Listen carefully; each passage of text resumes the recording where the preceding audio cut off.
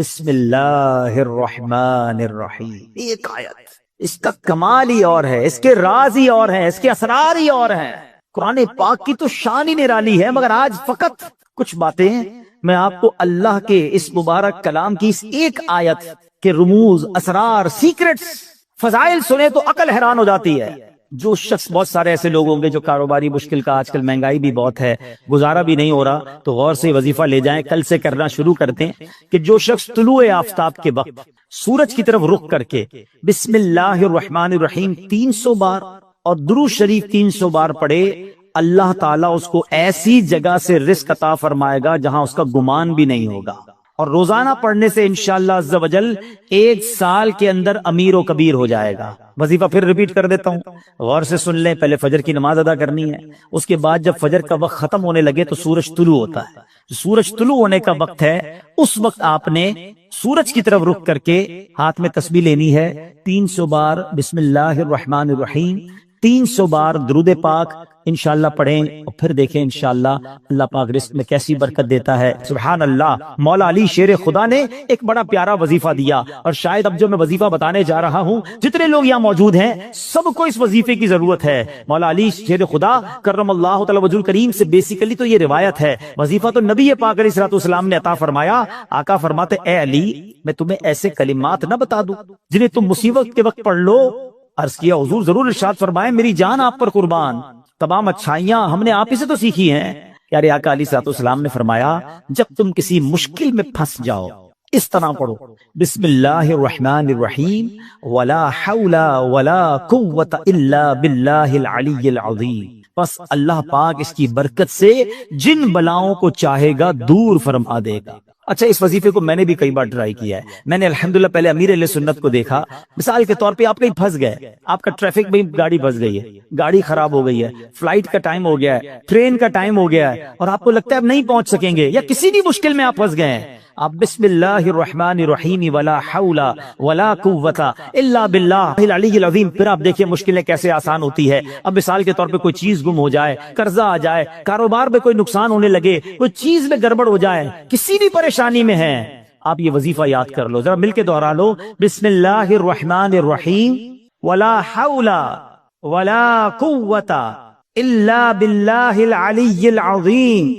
تو یہ بڑے کمال کا وظیفہ ہے۔ ہاں اچھا، اب بیماری کے، بہت ساری بیماریوں کا علاج ہے، آخری بیان کے اینڈ میں 1-2 باتیں تاکہ تعویذ وظیفہ بھی مل جائے، آپ کو فائدہ رہے گا۔ ایک شخص کو بخار آ گیا تو حضرت شیخ فقی ولی عمر بن سعید رحمۃ اللہ تعالی کی ان کی عیادت کے لیے آئے، جاتے ہوئے ایک تعویذ عنایت فرمایا کہ آپ کھول کر مت دیکھنا۔ ان کے جانے کے بعد اس نے تعویذ پہنا تو بخار فوراً چلا گیا، اس سے رہا نہیں گیا، اسے تعویذ کھولا کہ ایسا کیا لکھا کہ یوں بخار چلا گیا، تو اس میں بسم اللہ الرحمن الرحیم لکھا تھا۔ دل میں وسوسہ آیا تو یہ تو کوئی بھی لکھ سکتا ہے، ابھی عقیدت میں کمی آئی تو فوراً بخار بڑھنا شروع ہو گیا۔ ٹیسٹ کرتے نا لوگ، اللہ والوں کا بھی ٹیسٹ کرتے ہیں، ایسے بھی لوگ ہیں۔ ابھی اس نے سوچنا شروع کیا تو بخار بڑھ گیا، پھر حضرت کی بارگاہ میں دوڑا گیا کہ حضور معاف کر دیں، میں نے تو جو ہے وہ تعویذ کھول دیا تھا، تو آپ تو اللہ والے تھے، آپ نے دوبارہ تعویذ لکھ کر دیا۔ اس کے ہاتھ جیسے ہی اس کو باندھا تو پھر اس کا بخار چلا گیا۔ اب کی بار دیکھنے سے منع کیا، مگر ڈر کے بارے کھول کر نہ دیکھا، بالآخر سال کے بعد کبھی جا کے کھول کر دیکھا تو اس میں بسم اللہ الرحمن الرحیم ہی لکھا ہوا تھا۔ تو سبحان اللہ، اس کی خوب برکتیں ہیں۔ اور بتایا گیا کسی کی نکسیر پھٹ جائے نا، بعض اوقات خون نکل رہا ہوتا ہے، تو پیشانی سے بسم اللہ الرحمن الرحیم لکھنا شروع کرے اور ناک کی نوک تک، یعنی یہاں سے لکھنا شروع کرے اور یہاں تک ختم کرے، تو انشاءاللہ عز و جل اس کی جو ہے وہ خون آنا جو ہے وہ بند ہو جائے گا۔ بہرحال بہت سارے وظائف ہیں۔ بسم اللہ الرحمن الرحیم ہر کام، نیک اور جائز کام شروع کرنے سے پہلے پڑھنا ہے، پھر دیکھیں اس کی کیسی برکتیں ملتی ہیں۔ بے ایمانوں کو ایمان دینے والی یہ آیت ہے، ذرا واقعہ سنیے گا۔ ایک یہودی تھا، نان مسلم، ایک یہودن پر عاشق ہو گیا، اور عشق مجازی کا اس پر ایسا غلبہ ہوا کہ یہ مجنون جیسا ہو گیا، نہ کھانے پینے کا ہوش تھا، نہ آرام کرتا تھا، بڑا پریشان۔ اس زمانے میں اللہ کے ایک ولی تھے حضرت عقا رحمت اللہ تعالی علیہ، ان کے پاس آیا اور کہا کہ حضور میں بہت پریشان ہوں، وہ فلاں سے عشق ہو گیا ہے، چین ہی نہیں آتا۔ اب اللہ والے تھے، آپ نے ایک کاغذ کے ٹکڑے پر بسم اللہ الرحمن الرحیم لکھا اور کہا یہ کھا جاؤ۔ اس نے وہ کاغذ کا ٹکڑا نگل لیا کہ شاید میرا کام بچ جائے گا، سچی بات ہے اس کا کام بن گیا۔ ہوا یہ کہ جیسے ہی اس نے کاغذ کو نکلا نا، اس کے دل کی دنیا ہی بدل گئی، ایمان کی مٹھاس ملنے لگی اور اس کے دل میں نور ظاہر ہو گیا، عورت کے عشق کو چھوڑا اور کہتا حضور بس اب مجھے کچھ اور نہیں چاہیے، جس رب کا نام اندر گیا ہے اب کلمہ پڑھائیے، مجھے مسلمان کر دیجئے۔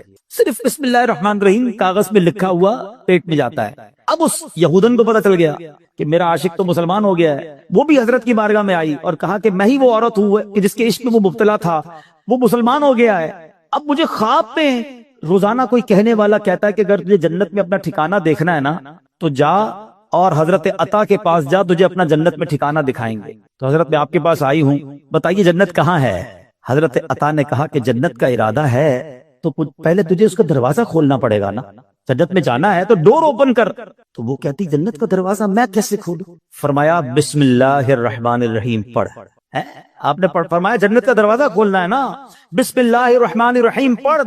جیسے ہی اس نے بسم اللہ الرحمن الرحیم پڑھا دل میں نور بڑھنے لگ گیا، کہتی حضور بس اب مجھے اسلام میں داخل کیجئے۔ اس نے کلمہ پڑھا اور بسم اللہ شریف کی برکت سے وہ بھی مسلمان ہو گئی۔ اسی رات جب وہ نو مسلم خاتون جو ہے رات کو سوئی تو خواب پہ جنت میں داخل ہوئی، خوبصورت محل دیکھا، گنبد دیکھے، ایک گنبد پر لکھا تھا بسم اللہ الرحمن الرحیم لا الہ الا اللہ محمد الرسول اللہ۔ عورت نے یہ الفاظ پڑھے تو کسی پکارنے والے نے کہا اے پڑھنے والی، اللہ پاک نے یہ سب تجھے عطا فرما دیا ہے۔ آئے ہائے ہائے، بسم اللہ کی برکت ہے، ہم نے پائی جنت ہے، کتنی اچھی قسمت ہے، یہ سب رب کی رحمت ہے۔ تو بسم اللہ الرحمن الرحیم کی تو کیا ہی بات ہے۔ پیارے اسلامی بھائیوں، ایک پوری آیت یہ یاد رہے، شاید بہت سارے لوگوں کو پتہ نہیں ہوتا کہ دو سورتوں کے درمیان فاصلے کے لیے بسم اللہ الرحمن الرحیم کو اتارا گیا،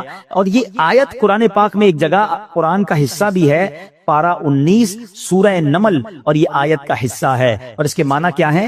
اللہ کے نام سے ہے جو نہایت مہربان رحم والا۔ اچھا، اس کی فضائل کیسے کہ صحابی رسول حضرت جابر بن عبداللہ رضی اللہ تعالیٰ عنہ فرماتے ہیں کہ جب بسم اللہ شریف نازل ہوئی نا تو بادل مشرق کی طرف دوڑے، بادل مشرق کی سمت دوڑے، ہوائیں رک گئیں، سمندر کو جوش آ گیا، چوپایوں نے غور سے سننے کے لیے اپنے کان لگا دیے، اور شیطانوں کو آسمان سے پتھر مارے گئے، اور اللہ پاک نے فرمایا مجھے میری عزت و جلال کی قسم، جس چیز پر بسم اللہ الرحمن الرحیم پڑھی گئی میں اس میں برکت دوں گا۔ کاروباری لوگ بیٹھے، برکت چاہیے نا، کاروبار میں، رزق میں، معاملات میں بسم اللہ کو تھام لو۔ سبحان اللہ۔ واقعہ ہے ایک شرابی کا، اور اس شرابی کی زندگی میں ایک ایسا ٹرننگ پوائنٹ آیا جس نے اس کی زندگی کو بدل کر رکھ دیا اور کہاں پہنچا دیا۔ بہت امیزنگ اسٹوری ہے۔ ماجرا یہ تھا کہ وہ شرابی شراب کے نشے میں دھت کہیں جا رہا تھا، راستے میں ایک کاغذ پر نظر پڑی۔ ماشاءاللہ یہاں قرآن پڑھنے والے، پڑھانے والے، اپنی دکانوں پر بھی ماشاءاللہ مدرسہ لگانے والے موجود ہیں۔ تو آج قرآن پاک کی صرف ایک آیت کی فضیلت کی میں نے بات کرنی ہے۔ پورے قرآن کی شان تو نرالی ہے، ایک آیت میں کیا کچھ ہے اس سے اندازہ ہوگا کہ پھر رب کے کلام میں کتنی عظمتیں ہیں۔ تو وہ جو شراب کے نشے میں دھت جا رہے تھے، انہوں نے دیکھا کہ ایک کاغذ کا ٹکڑا پڑا ہے اور اس پر بسم اللہ الرحمن الرحیم لکھا ہوا ہے۔ اب اس کو خیال آیا کہ میرے رب کا نام زمین پر، ادب کا خیال آیا، عزت کا خیال آیا کہ یہ نہیں ہونا چاہیے۔ حالانکہ وہ غلط کام کر رہے تھے، شراب میں تھے، مگر عطر خریدا، اس کاغذ کے ٹکڑے کو صاف کیا، اسے عطر لگایا اور بلند جگہ پر رکھا۔ اس کے بعد وہ اپنے کام میں مگن ہو گئے۔ اسی رات ایک بزرگ کو خواب میں زیارت ہوئی کہ جاؤ میرے اس بندے کو جا کر کہو کہ تم نے میرے نام کو پاک اور صاف جگہ پر رکھا، بلند جگہ پر رکھا، ہم تمہارے نام کو بھی بلند کریں گے۔ اب بزرگ اس بندے کو جانتے تھے کہ وہ تو شرابی ہے، شرابی کے لیے یہ پیغام کیسے ہو سکتا ہے؟ تو کہتے لگتا ہے خواب میں کوئی غلط فہمی ہوئی، دوبارہ سو گئے، دوبارہ سوئے تو پھر دوسری بار یہی پیغام، پھر سوچا نہیں اس بندے کے لیے پیغام نہیں ہو سکتا، تیسری بار خواب میں یہی پیغام دیا گیا۔ اب وہ بزرگ تلاش کرنے نکلے کہ وہ کدھر ہے شراب پینے والا۔ ڈھونڈتے ڈھونڈتے جب پتا چلا اس وقت بھی وہ شراب کی محفل میں ہی بیٹھے ہوئے تھے۔ آواز دی کہ باہر آئیے، وہ تو شراب کے نشے میں مست، تو کسی کو بھیجا کہ جاؤ کہو تمہارے لیے پیغام آیا ہے۔ کہ میرے لیے کون پیغام لایا ہے؟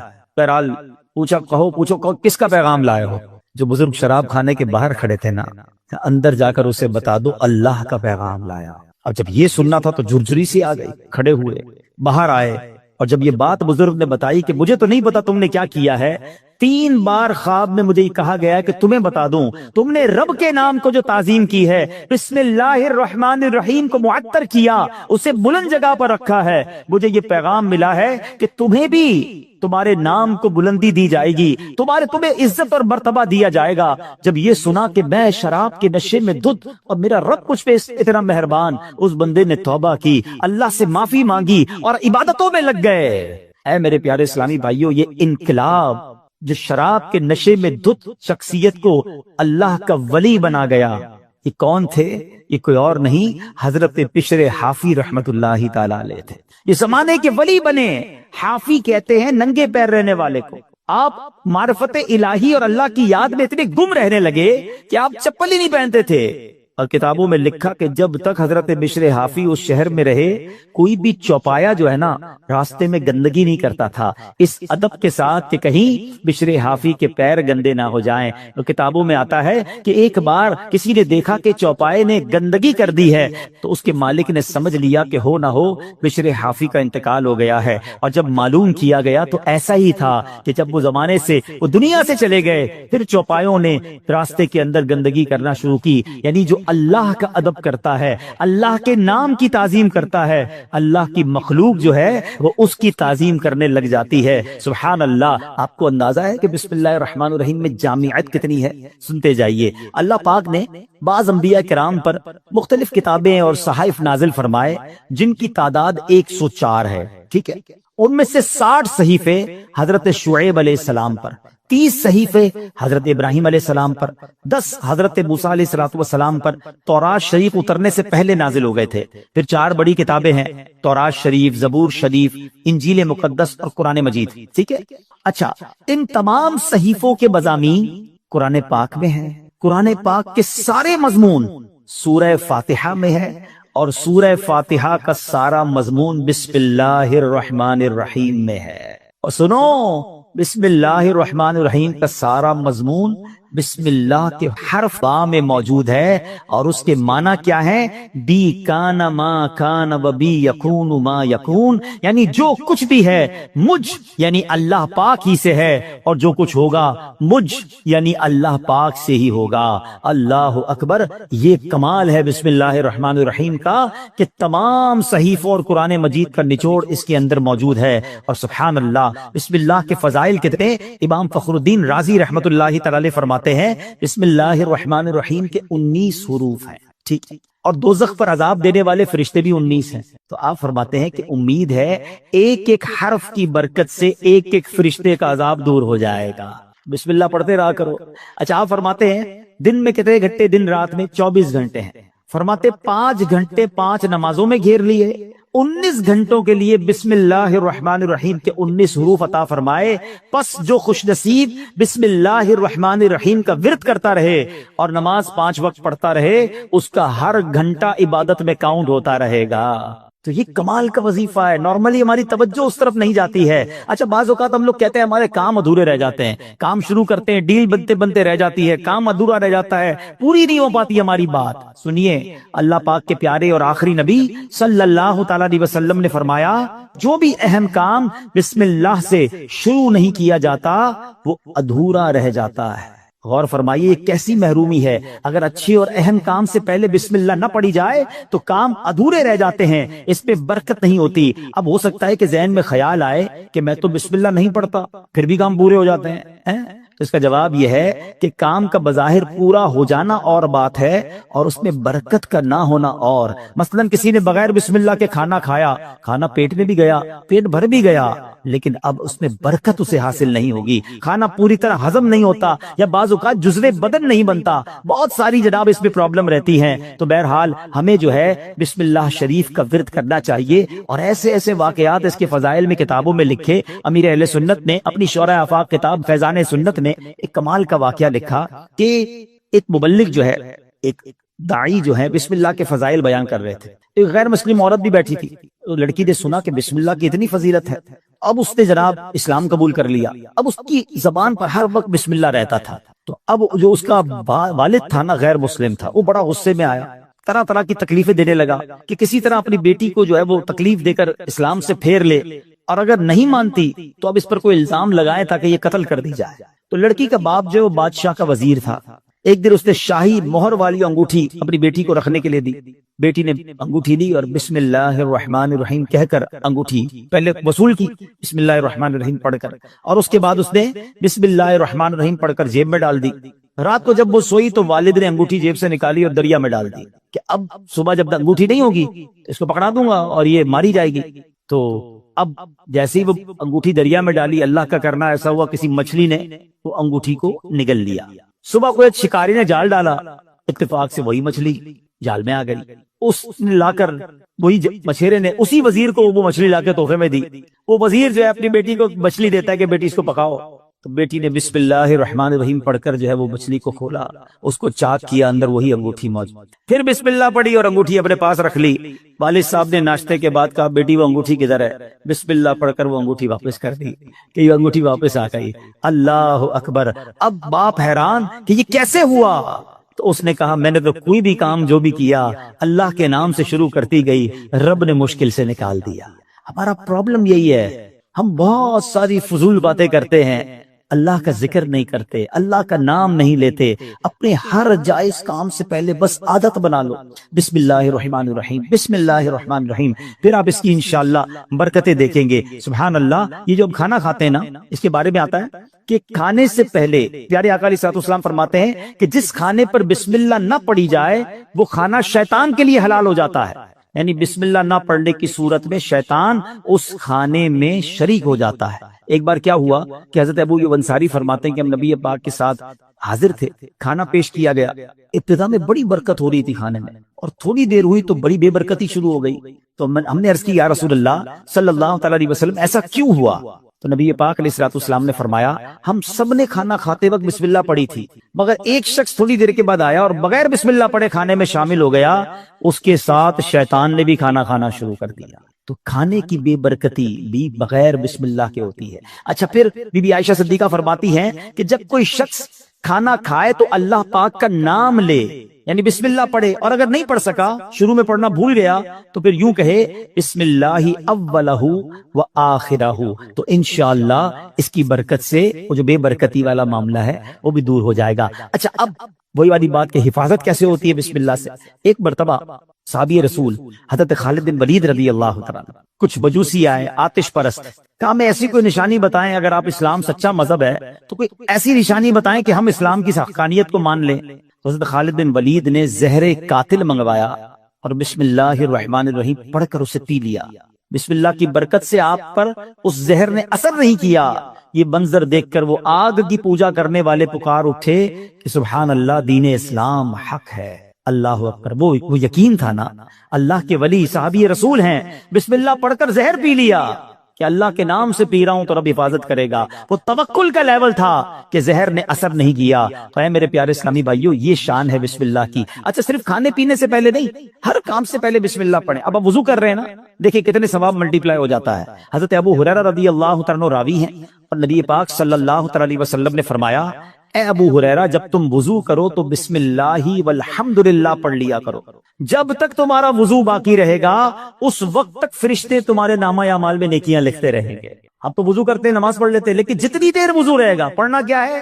ذرا دوہرا بھی لے میرے ساتھ، بسم اللہ والحمدللہ، بسم اللہ والحمدللہ، بسم اللہ والحمدللہ۔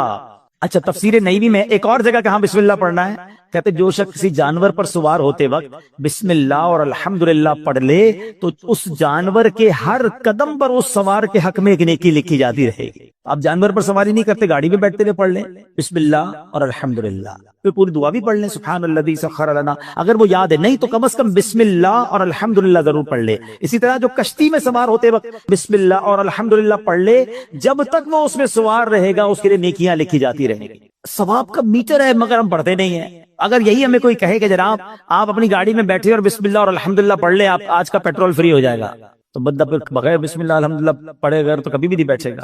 وہ صحیح ہے، دنیا کا نفع بتاؤ مولوی صاحب، میں آپ کو آخرت کا نفع، نیکیوں کا نفع، ہر قدم پر ثواب کی آپ کو بشارتیں سنا رہا ہوں، تو پلیز اس وظیفے کو تھام لیجئے۔ اور ایک اور بات، اپنے بچوں کو بھی بسم اللہ کی عادت ڈالیں، یہ اللہ کو اتنا پسند ہے۔ آئے حیدر واقعہ سنیے گا، حضرت عیسیٰ علیہ الصلوۃ والسلام جو ہے ایک قبر کے پاس سے گزرے، آپ اللہ کے نبی تھے، اللہ نے ایسی نگاہ دی تھی کہ آپ نے دیکھ لیا کہ قبر میں عذاب ہو رہا ہے۔ کچھ عرصے کے بعد آپ پھر وہاں سے گزرے تو قبر میں جو ہے وہ نور کی کرنیں ہیں، عذاب دور ہو گیا۔ تو آپ نے اللہ کی بارگاہ میں عرض کی کہ مولا، یہ پہلے عذاب اور اب اس کی قبر میں عذاب دور ہو گیا، نور برس رہا ہے، اس کا راز کیا ہے، سیکرٹ کیا ہے؟ سنو ذرا، اے وہ خوش نصیبوں جو اپنے بچوں کو قرآن پڑھاتے ہو، اے وہ خوش نصیبوں جن کے بچے حافظ بن رہے ہیں، اے وہ اسلامی بھائیوں تمہیں مبارک ہو جو بچے کو دین سکھاتے ہو۔ باپ گناہگار، قبر میں عذاب ہو رہا تھا، اللہ کی طرف سے ارشاد ہوا جب یہ انتقال کیا نا اس بندے نے، بڑا گناہگار تھا، اس کی وجہ سے عذاب ہو رہا تھا، لیکن جب اس کا انتقال ہوا اس وقت اس کی وائف جو تھی پریگننٹ تھی، امید سے تھی، اس کے انتقال کے بعد لڑکا پیدا ہوا۔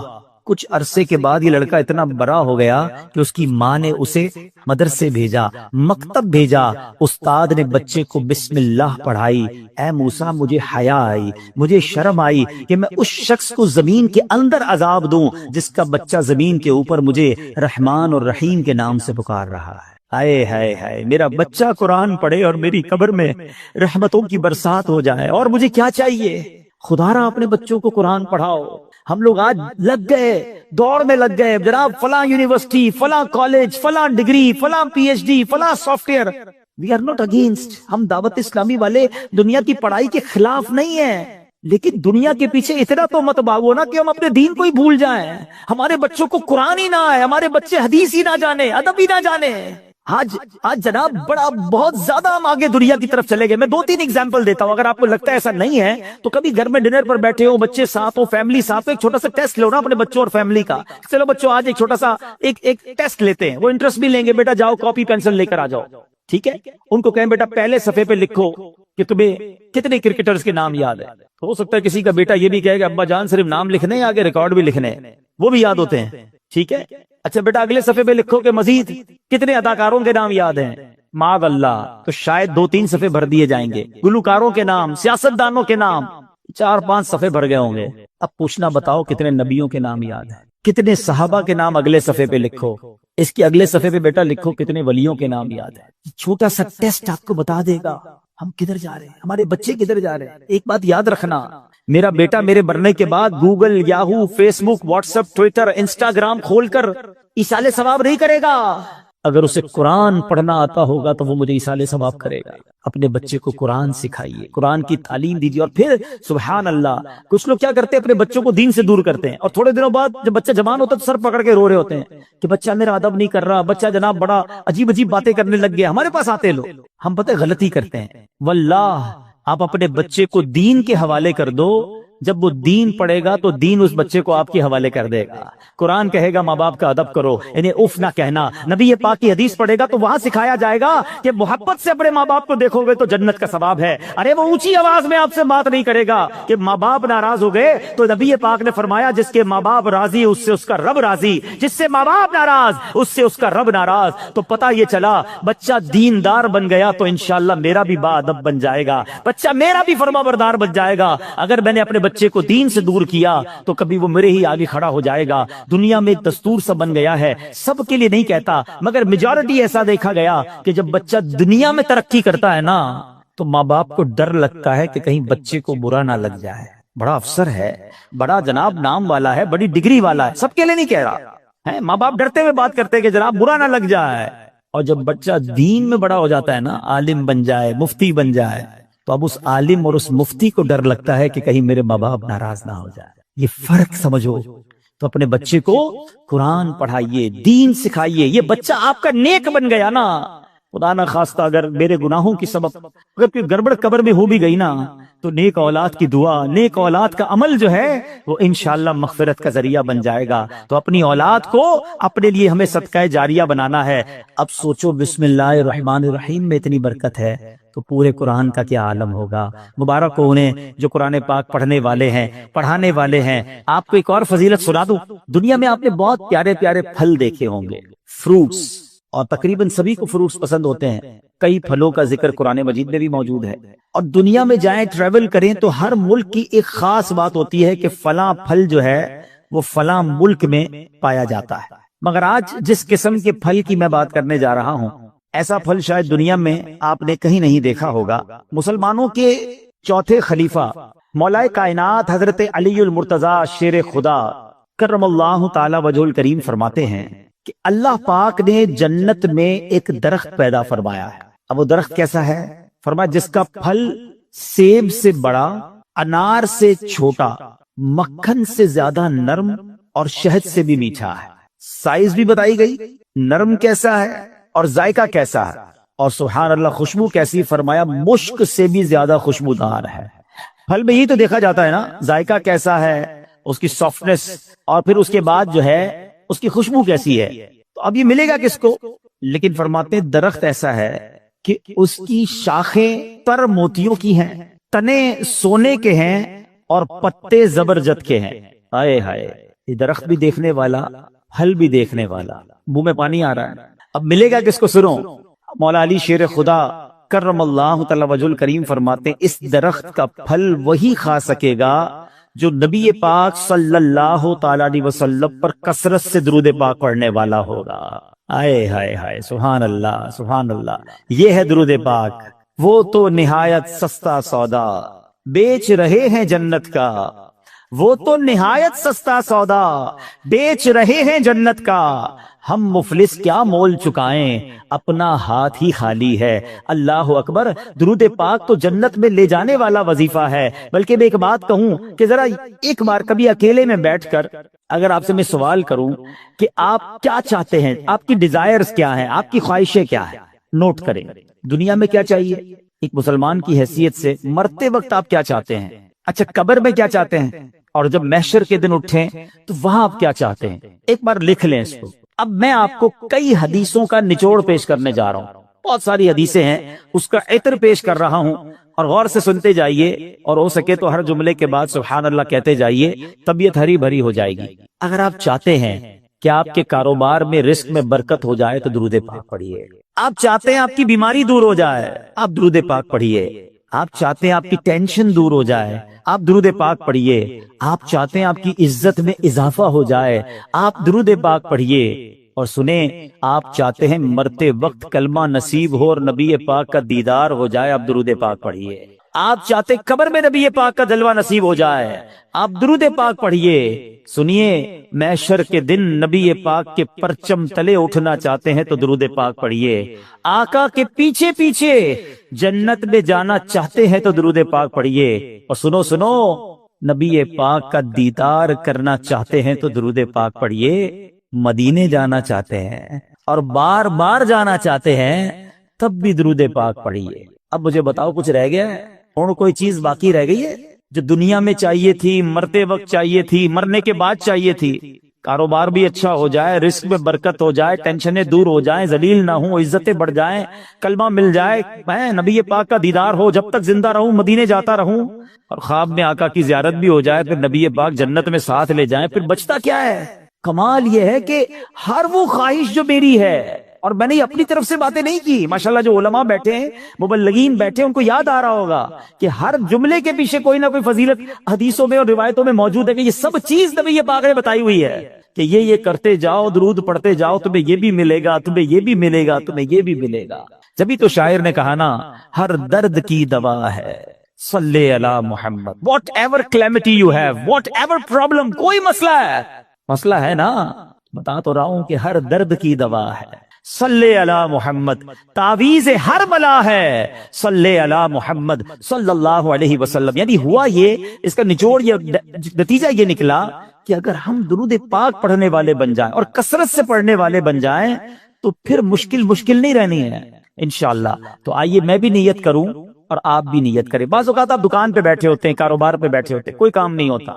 ہمارا پرابلم ہم یہ ہو گیا ہے، جب کوئی کام نہیں ہے تو ہمارے ہاتھ میں موبائل آ جاتا ہے، اور وہ موبائل اتنا بیزی کر دیتا ہے کہ پتہ ہی نہیں چلتا کہ آدھا گھنٹہ نکل گیا، گھنٹہ نکل گیا، 2 گھنٹے نکل گئے۔ اللہ کرے یہ مائنڈ سیٹ بن جائے کہ یہ وقت بہت قیمتی ہے، اگر فارغ بیٹھا ہوں دکان پہ تو میری تسبیح بار آنی چاہیے، موبائل کی جگہ تسبیح بار آنی چاہیے کہ چلو یار 313 بار درود پاک پڑھ لیتا ہوں، 100 بار کلمہ پاک پڑھ لیتا ہوں۔ اچھا موبائل اٹھانا ہی ہے تو یار کوئی کام نہیں تو 10 منٹ میں 12 منٹ میں سورہ یاسین نہ پڑھ لوں؟ ایک سورہ یاسین پڑھوں گا 10 قرآن کا ثواب مل جائے گا۔ اب سوچیں کاروباری ہو نا تو بنو نا کاروباری کہ تھوڑی تھوڑی دیر میں کیا کیا کما سکتا ہوں، کتنی فضیلتیں کما سکتا ہوں. تو اللہ کرے اپنے وقت کا صحیح استعمال کرنے والے ہم بن جائیں اور میری اور آپ کی زبان ذکر و درود سے تر رہنے لگے. اچھا اس کا بینیفٹ یہ بھی ہوگا، آخرت میں تو اجر ملے گا، اللہ کی رحمت سے کاروبار پر بھی برکتیں نازل ہونا شروع ہو جائیں گی.